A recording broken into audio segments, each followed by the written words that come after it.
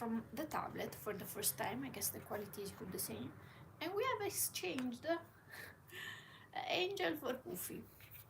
So you see the previous 8 minutes in a little stream previous. My phone went down.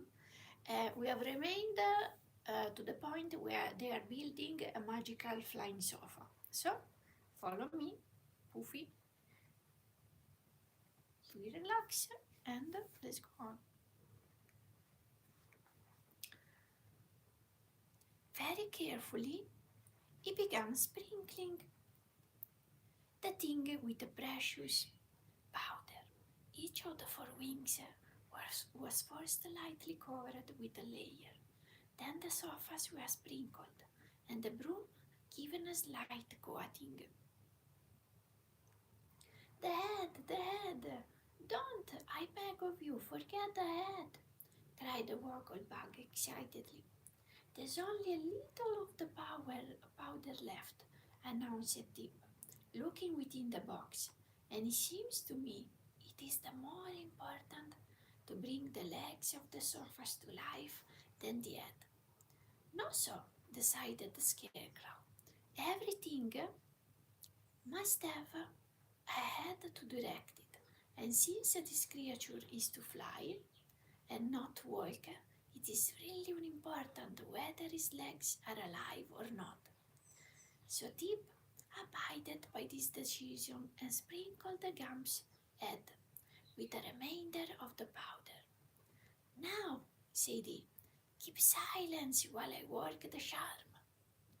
Having heard old Mombi pronounce the magic words, and having also succeeded in bringing the horse to life, Tip did not hesitate an instant in speaking the 3 cabalistic words, each accompanied by the peculiar gesture of the hands.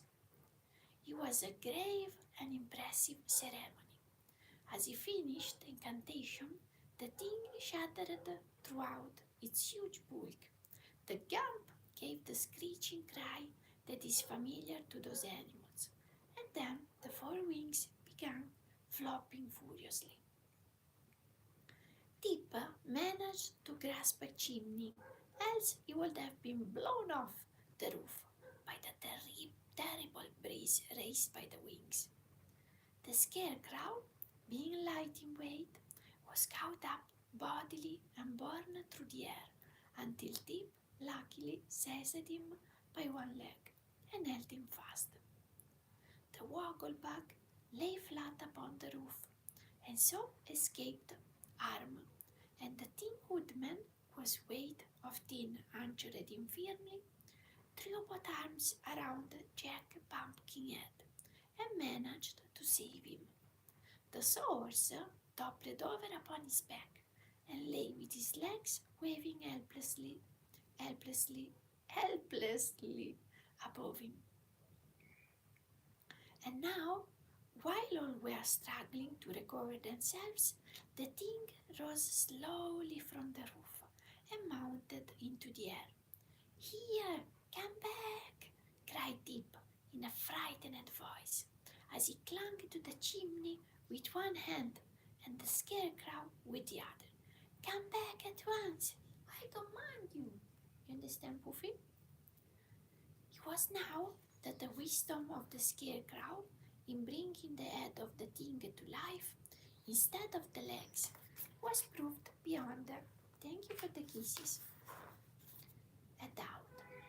For the Gump, already high in the air, turned its head at Tip's command and gradually circled around until he could view the roof of the palace. Come back, shouted the boy again. And the Gump obeyed, slowly and gracefully waving his 4 wings in the air until the thing has settled once more upon the roof and become still. Chapter 18. In the Jackdaw's Nest. This, said the Gump in a squeaky voice, not at all proportionate to the size of its great body, is the most novel experience I ever heard of. The last thing I remember distinctly is walking through the forest and hearing a loud noise. Something probably killed me then, and it certainly ought to have been the end of me. Yet here I am, alive again, with four monstrous wings and a body which I venture to say will make any respectable animal or fowl weep with shame to own. What does it all mean? Am I a camp or am I a juggernaut? The creature, as he spoke, wiggled its chin and whiskers in a very comical manner. You're just a thing, answered Tip, with a gump's head on it, and we have made you and brought you to life so that you may carry us through the air wherever we wish to go. Very good, said the thing. Am I not a gump? I cannot have a gump's pride or independent spirit, so I may as well become your servant as anything else. My only satisfaction is that I do not seem to have a very strong constitution, and am not likely to live long in a state of slavery. Don't say that, I beg of you, cried the Tin Woodman, whose excellent heart was strongly affected by this sad speech. Are you not feeling well today? Oh, as for that, returned the Gamp, it is my first day of existence, so I cannot judge whether I am feeling well or ill. And he waved his broom tail to and fro in a pensive manner. Come, come, said the Scarecrow kindly. Do try to be more cheerful and take life as you found it. We shall be kind masters, and will strive to render your existence as pleasant as possible. Are you willing to carry us through the air wherever we wish to go? Certainly, answered the Gamp. I greatly prefer to navigate the air, for should I travel on the earth and meet with one of my own species, my embarrassment will be something awful. I can appreciate that, said the Tin Woodman sympathetically. And yet, continued the Tin, when I carefully look you over, my masters, none of you seems to be constructed much more artistically than I am. Appearances are deceitful, said the Wogglebug earnestly. I am but highly magnified and truly educated. Indeed, murmured the Gamp indifferently. And my brains are considered remarkably rare specimens, added the Scarecrow proudly. How strange, remarked the Gamp. Although I am of tin, said the Woodman, I own a heart altogether the warmest and most admirable in the whole world. I am delighted to hear it, replied the Gamp with a slight cough. My smile, said Jack Pumpkinhead, is worthy your best attention. It is always the same. Semper idem, explained the Wogglebug pompously, and the Gamp turned to stare at him. And I, declared the Sawhorse, filling in an awkward pause, am only remarkable because I can't help it. I am proud indeed to meet with such exceptional masters, said the Gamp in a careless tone. If I could but secure so complete an introduction to myself, I will be more than satisfied. That will come in time, remarked the Scarecrow. To know thyself is considered quite an accomplishment, which it has taken us, who are your elders, months to perfect. But now, he added, turning to the others, let us get aboard and start upon our journey. Where shall we go? Asked Tip, as he clambered to a seat on the sofas and assisted the Pumpkinhead to follow him. In the South Country rules a very delightful queen called Glinda the Good, who I'm sure will gladly receive us, said the Scarecrow, getting into the thing clumsily. Let us go to her and ask her advice. That is cleverly thought of, declared Nick Chopper, giving the Wogglebug a boost and then toppling the horse into the rear end of the cushioned seats. I know Glinda the Good and believe she will prove a friend indeed. Are we all ready? Asked the boy. Yes, announced the Tin Woodman, seating himself beside the Scarecrow.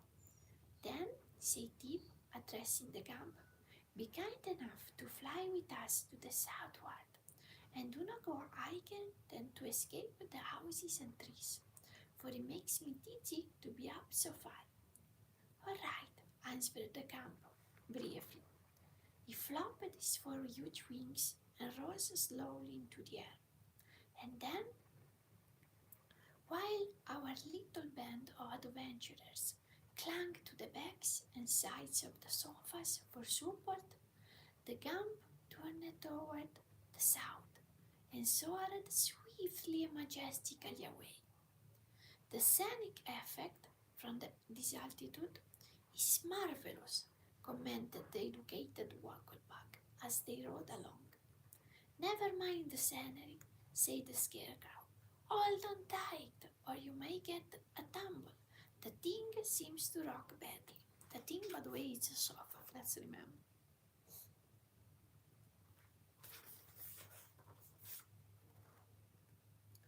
It will be dark soon, as even in real life. Now it's sunset, said Tip, observing that the sun was low on the horizon.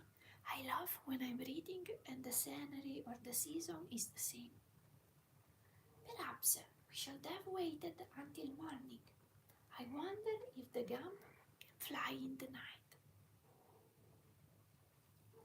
I've been wondering that myself, returned the Gump quietly. You see, this is a new experience to me. I used to have legs that carried me swiftly over the ground, but now my legs feel as if they were asleep. They are, said Tip. We didn't bring them to life. You're expected to fly, explained the Scarecrow, not walk. We can walk ourselves, said the Wogglebug. I begin to understand what is required of me, remarked the Gump. So I will do my best to please you. And he flew on for a time in silence. Presently, Jack Pumpkinhead became uneasy. I wonder if riding through the air is liable to spoil pumpkins, he said. Not unless you carelessly drop your head over the side, answered the Wogglebug. In that event, your head will no longer be a pumpkin, for it will become a squash. Have I not asked you to restrain these unfeeling jokes? Demanded Tip, looking at the Wogglebug with a severe expression.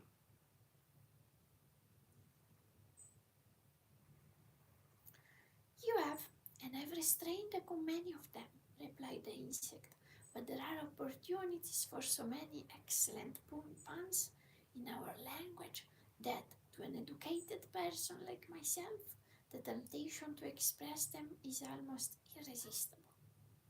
People with more or less education discovered those puns centuries ago, said Tip. Are you sure? Asked the Wogglebug with a startled look. Of course I am, answered the boy. An educated Wogglebug may be a new thing, but a Wogglebug education is as old as the hills, judging from the display you make of it. The insect seemed much impressed by this remark, and for a time maintained a mixed silence. The Scarecrow, in shifting his seat, saw upon the cushions the pepper box which Tip had cast aside, and began to examine it. Throw it overboard, said the boy. It's quite empty now, and there's no use keeping it. Is it really empty? Asked the Scarecrow, looking curiously into the box. Of course it is, answered Tip. I shook out every grain of the powder. Then the box has two bottoms, announced the Scarecrow. For the bottom on the inside, is fully an inch away from the bottom on the outside. Let me see, said the Tin Woodman, taking the box from his friend. Yes, he declared, after looking it over. The thing certainly has a false bottom. Now I wonder what that is for. Can't you get it apart and find out? Inquired Tip, not quite interested in the mystery. Why, yes, the lower bottom unscrews, said the Tin Woodman. My fingers are rather stiff. Please, see if you can open it. He handed the paper box to Tip, who had no difficulty in unscrewing the bottom. And in the cavity below were 3 silver pills with a carefully folded paper lying underneath them.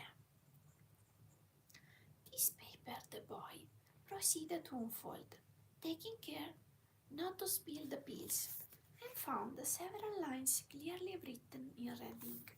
This last chapter that I'm reading right now is quite nice.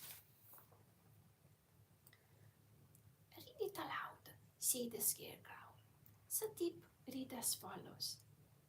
Dr. Nicky Dick's celebrated wishing pills. Directions for use. Swallow 1 pill.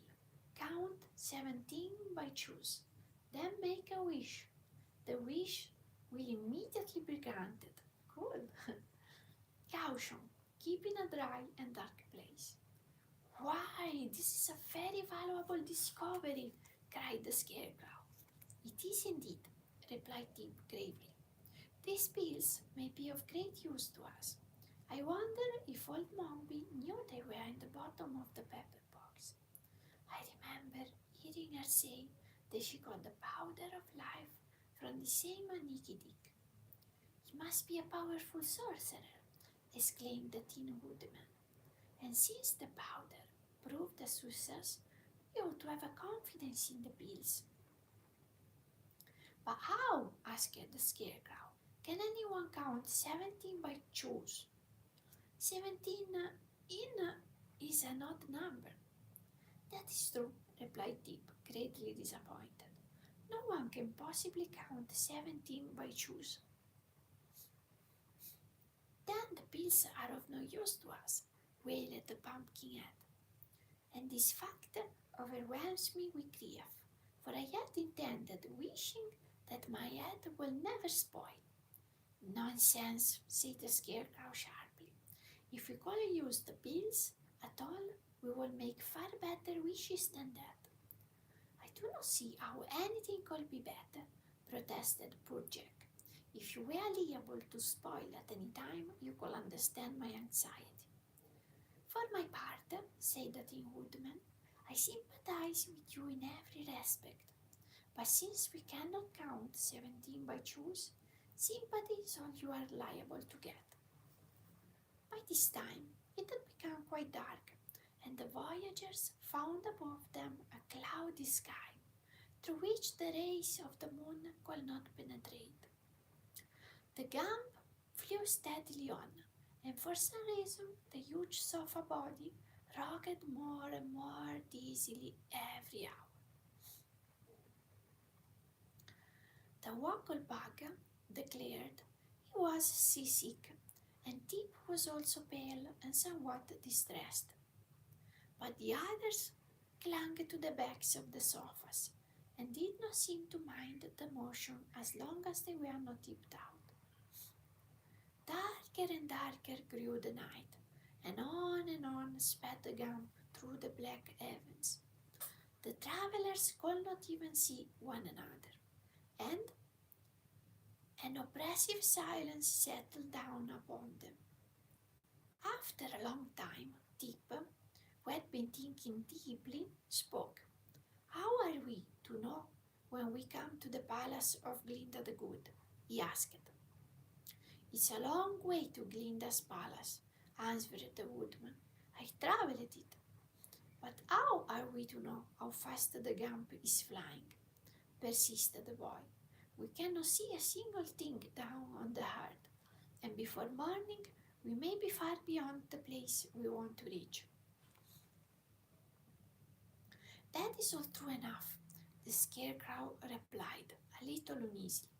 "But I do not see how we can stop just now, for we might alight in a river or on the top of a steeple, and that would be a great disaster."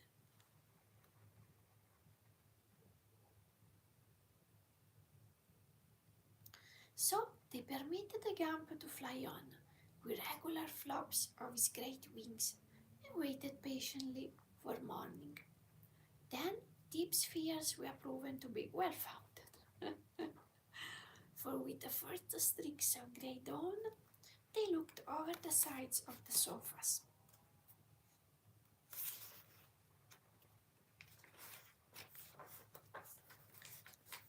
And discovered rolling plains dotted with queer villages, where the houses, instead of being dome-shaped, as they all are in the Land of Oz, had slanting roofs that rose to a peak in the center. Odd-looking animals were also moving about upon the open plains, and the country was unfamiliar to both the Tin Woodman and the Scarecrow, who had formerly visited Glinda the Good's domain and knew it well. "We are lost," said the Scarecrow dolefully. "The Gump must have carried us entirely out of the Land of Oz and over the sandy deserts and into the terrible outside world that Dorothy told us about." "We must get back," exclaimed the Tin Woodman earnestly. "We must get back as soon as possible." "Turn around," cried Tip to the Gump. "Turn as quickly as you can." "If I do, I shall upset," answered the Gump. "I'm not at all used to flying, and the best plan would be for me to alight in some place, and then I can turn around and take a fresh start." Just then, however, there seemed to be no stopping place, that would answer their purpose. They flew over a village so big that the Wogglebug declared it was a city. And then they came to a range of high mountains with many deep gorges and steep cliffs showing plainly. "Now is our chance to stop," said the boy, finding they were very close to the mountain tops. Then he turned to the Gump and commanded, "Stop at the first level place you see."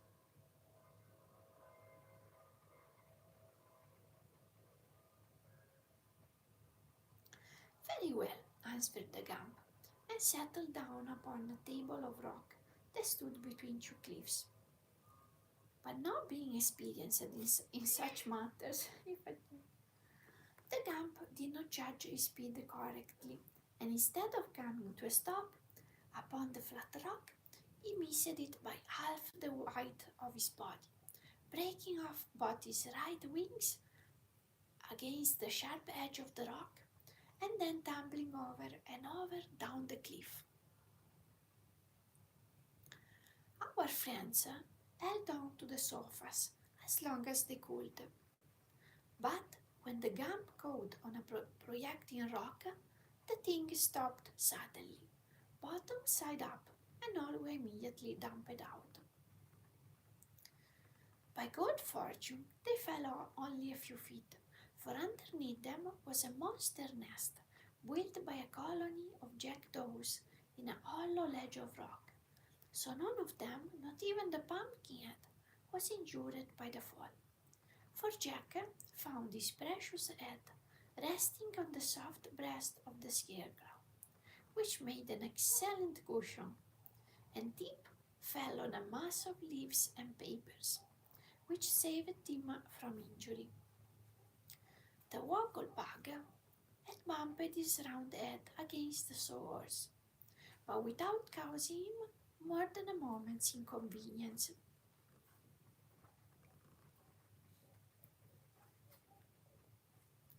The Tin Woodman was at first much alarmed, but finding he had escaped without even a scratch upon his beautiful nickel plate, He at once regained his accustomed cheerfulness and turned to address his comrades. "Our journey had ended rather suddenly," said he, "and we cannot justly blame our friend the Gump for our accident, because he did the best he could under the circumstances. But how we are ever to escape from this nest, I must leave to someone with better brains than I possess." Here he gazed at the scarecrow, who crawled to the edge of the nest and looked over. Below them was a sheer precipice, several hundred feet in depth. Above them was a smooth cliff, unbroken, save by the point of rock where the wrecked body of the Gump still hung suspended from the end of one of the sofas.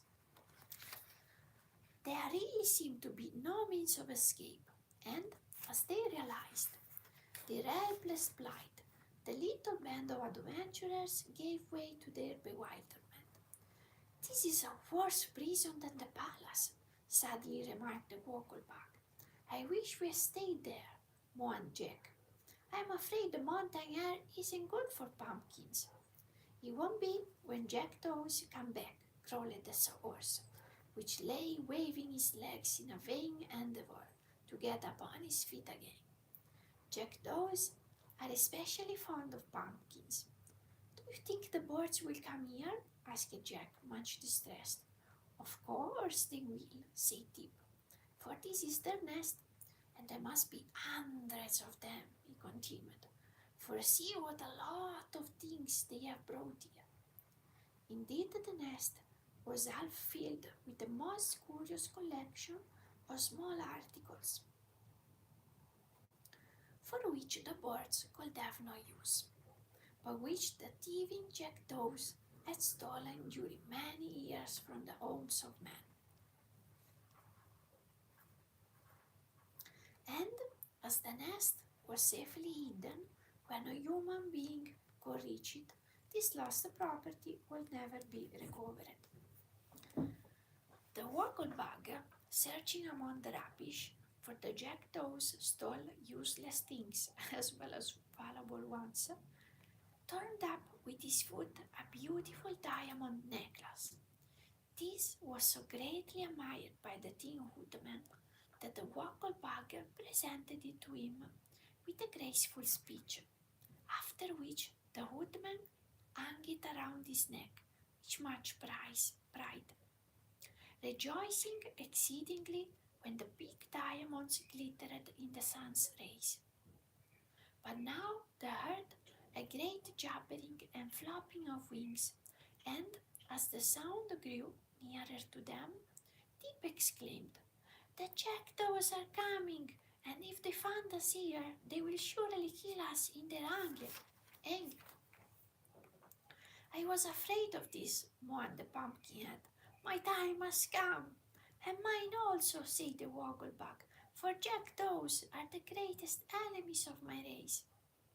The others were not at all afraid, but the Scarecrow at once decided to save those of the party who were liable to be injured by the angry birds. So he commanded Tip to take off Jack's head and lie down with it in the bottom of the nest. And when this was done, he ordered the Wogglebug to lie beside the Tip. Nick Chopper, who knew from past experience just what to do, then took the Scarecrow to pieces, all except his head, and scattered the straw over Tip and the Wogglebug, completely covering their bodies. Hardly had this been accomplished when the flock of jackdaws reached them. Perceiving the intruders in their nest, the birds flew down upon them with screams of rage.